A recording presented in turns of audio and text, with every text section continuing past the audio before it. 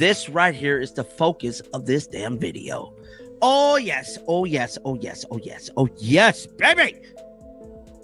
The get-in price for the WNBA All-Star Game in Indianapolis has dropped 48% from $121 to just $64 after news broke that Caitlin Clark won't be playing. Now, y'all know why tickets prices dropped. Because people quit buying the damn. The WNBA boycott is officially on fire. Ticket prices just nosedived 49% since Caitlin Clark got hurt. Coincidence? Yeah. And I'm the Tooth Fairy. Fans are fleeing faster than a G-League ref at a Vegas buffet. And let's just say it's not because basketball suddenly got better. So why is the league spiraling harder than a reality show breakup? Buckle up because this drama is juicier than a halftime hot dog soaked in Twitter tears. Let's get into it. The get-in price for the WNBA All-Star Game in Indianapolis has dropped 48% from $121 all the way down to just $64 after news broke that Caitlin Clark won't be playing. These are people saying, I'm done. I don't want to watch. Caitlin Clark's not. I bought tickets solely to watch Caitlin Clark in the All-Star Game. I made accommodations solely to get to Indiana to watch Caitlin Clark in the All-Star Game. She's injured. I have no interest in. They said grow the game. What they meant was milk Caitlin Clark dry like a high school vending machine and hope no one notices the league crumbling underneath. But guess what? Everyone noticed. The moment she went down, ticket prices didn't just drop, they fell like a WNBA layup in traffic. No finesse, no follow-through, just straight embarrassment. 49% that's not a discount, that's a clearance sale with a please take this off our hands energy. That is the people that decided to sell their WNBA All-Star Game tickets and kind of boycott this year All-Star Game. That is because of the refereeing in regards to Caitlin Clark being targeted and pretty much not having a special whistle. And in any other sport, most superstar players get that whistle. Unfortunately, Caitlin Clark has not been handed that whistle. And we even had Stephanie White on record basically saying that whenever you play against Caitlin Clark, there is an alternate. And it only proves one thing. There are no WNBA fans. There are only Caitlin fans. And that's a good thing. No, that's the best thing. Because the W never deserved her in the first place. They begged for attention, pleaded for relevance, marched out merch like they were printing hope on polyester, and then when they finally got the golden ticket, they used it as a coaster. With the All-Star Game in Indianapolis, the WNBA was expecting record-breaking attendance. My inside sources, they are telling me that earlier this week, Kat Engelbert claimed that tickets to the All-Star Game were hot. Sweet. The cheapest tickets for the WNBA All-Star Game, they were selling for $140. I wouldn't pay $140 to watch the NBA All-Star Game. Hell, I wouldn't pay 140 pesos to watch the annual embarrassment in the NBA. Much less paying $140 to watch a product that almost resembles basketball. The second Clark showed up, the league had one job, protect the investment. Instead, they handed her a jersey and a target, then told her to go make friends with elbows. Let's be clear. Nobody's tuning in to watch a bunch of players relive their unsponsored high school glory days. This isn't about the Indiana Fever, or the Las Vegas Aces, or whatever New York's trying to do with that budget Power Rangers roster. This is about Clark. It's always been about Clark. She's the only reason you even know there's a team in Indiana. The city's most exciting export before her was potholes and corn. WNBA is paying attention to these trends. And they're seeing firsthand what Caitlin Clark is worth to this league, especially to the All-Star Game. Now, tickets were already sold up. As far as the venue's concerned, they already sold all 17,000 or however many tickets they had. But when it comes to the vendors in the arena, the shops in the arena, they're not going to have the same amount of people patronize their business as they would if Caitlin Clark was there. The surrounding restaurants, the surrounding areas, the surrounding attractions, they're not going to have the same number of people patronize their business as they would if Caitlin Clark was. Now they've got sellouts, until, of course, she's not playing, then suddenly, the arena's emptier than a WNBA player's post-game press conference. And yes, people are mad. Furious, but not because Clark's missing games. They're mad that her absence exposes the truth like a bad wig in a rainstorm.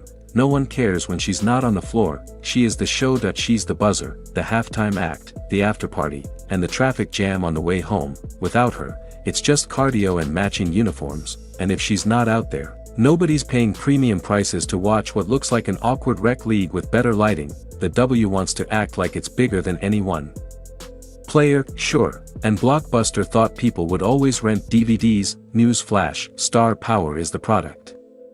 Always has been, but instead of protecting her, they left her to be body-checked into relevance. Be players who treat every game like it's a therapy session for their unfulfilled college dreams. And the price?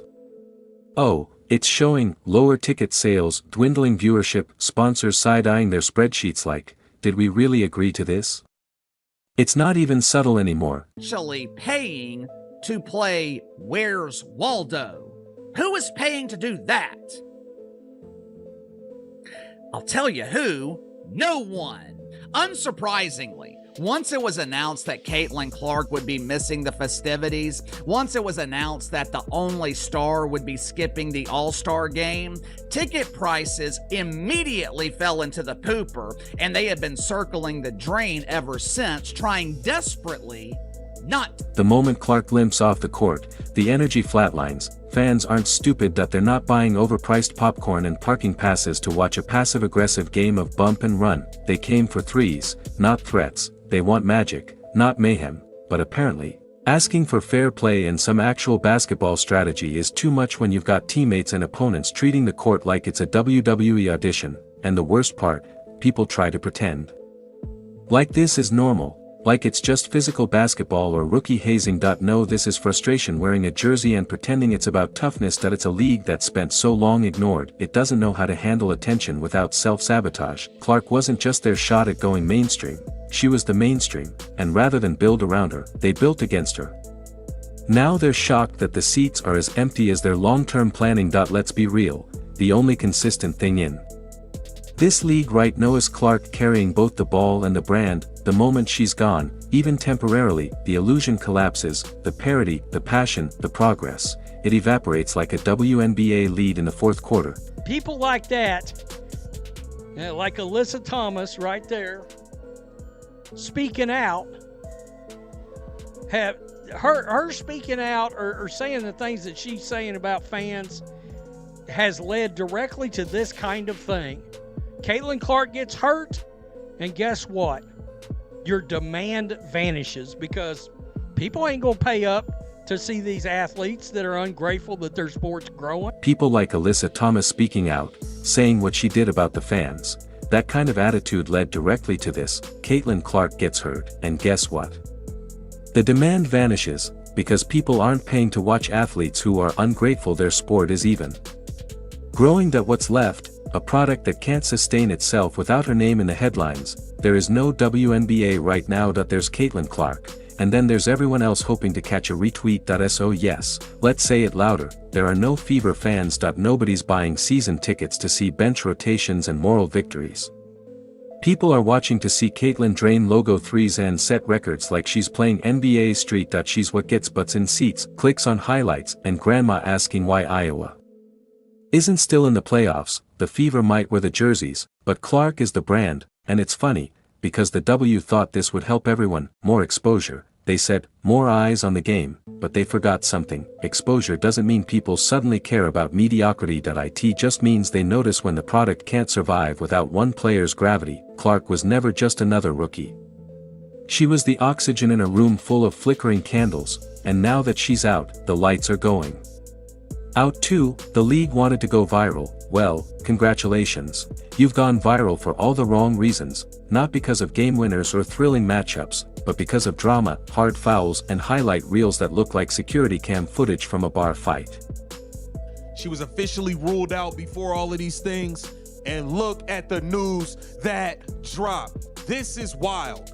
WNBA All-Star Weekend. It's supposed to be the star of all stars. All the big dogs is out.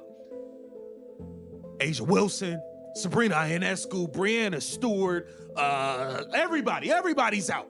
The big dogs are out. You got the rookie, you got Angel Reese, Miss Me Too.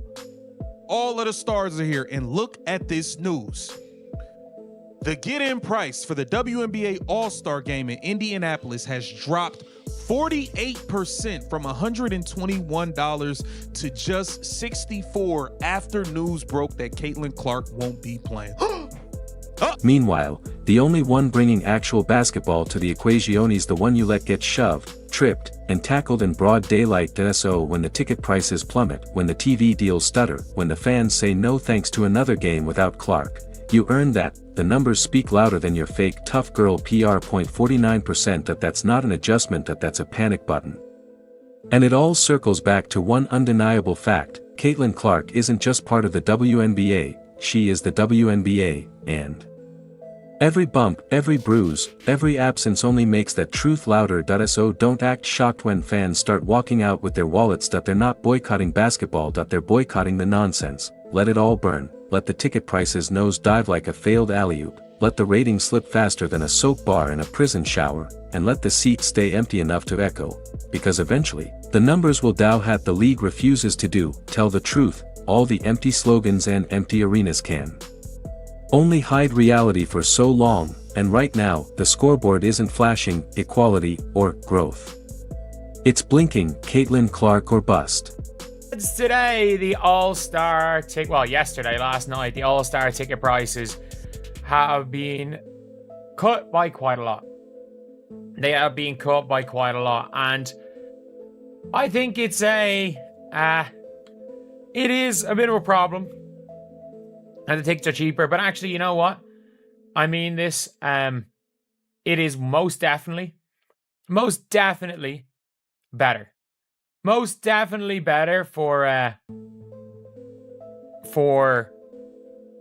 fans. That is cheap. And all that's left is awkward interviews and empty seats. This isn't backlash, it's reality catching up. You told fans to care, then mocked them when they cared for the wrong reason. You handed Caitlin Clark the torch, then acted surprised when the whole stadium went dark without her. She was the plan, you just didn't want to admit it. Now the audience sees through the PR fog. They know who brings in the crowd, who breaks records, who sells jerseys, and who gives the WNBA any momentum at all. So go ahead, blame the fans, blame the media, blame the narrative, but don't forget who you marketed, who you leaned on, and who you left hanging the moment it got uncomfortable. Because when the cameras fade, the seats stay cold, and the sponsors start pulling out, it won't be on the fans, it'll be on the league that built a future on one player and then turned its back when she needed them most. We are here, right here. The tickets for this game, for this All-Star game, they've dropped by 50%. The ticket prices. The demand fell off a cliff. And it's not just the on-court product that suffers without number 22, Caitlin Clark. The entire weekend's economic opportunities have felt the fallout. This was conveyed with a July 18th post from NBA Central that wrote, quote, "The get-in price for the WNBA All-Star Game in Indianapolis has dropped 48%. So forgive us if we're not clapping for your statements about growing the game. You're not growing anything. You're gatekeeping a garden planted by Clark and watered by her fanbase, and when she gets hip-checked into irrelevance, when elbows fly and silence follows, your response is a carefully crafted nothing burger wrapped in corporate speak. This isn't leadership. It's PR with a blazer and a side of favoritism. You don't get to wear the team's colors and call yourself a referee. You don't get to play mascot for one market and act shocked when the rest of the league starts questioning the rules, because while you're curating narratives, Clark's out there bleeding attendance and revenue, literally, and when she's gone, so are the sellouts, so are the cameras, so are the casuals who thought, just maybe, the WNBA finally had a moment. Turns out the moment had a name, and the league treated it like an inconvenience. You guys have to come to the realization, she's just it, bro. I don't even know what to tell you. This is not a situation where it's the regular games and people just not know. This is the All-Star game. The All-Stars. The biggest stars in the league. Again, bro, you have all of your big names there. You got the unicorn. Well, she's not playing either. You gotta. Because here's the truth. This isn't just bad optics. It's business malpractice. You don't sideline your star asset with silence. You don't let her get mauled while calling it competitive spirit.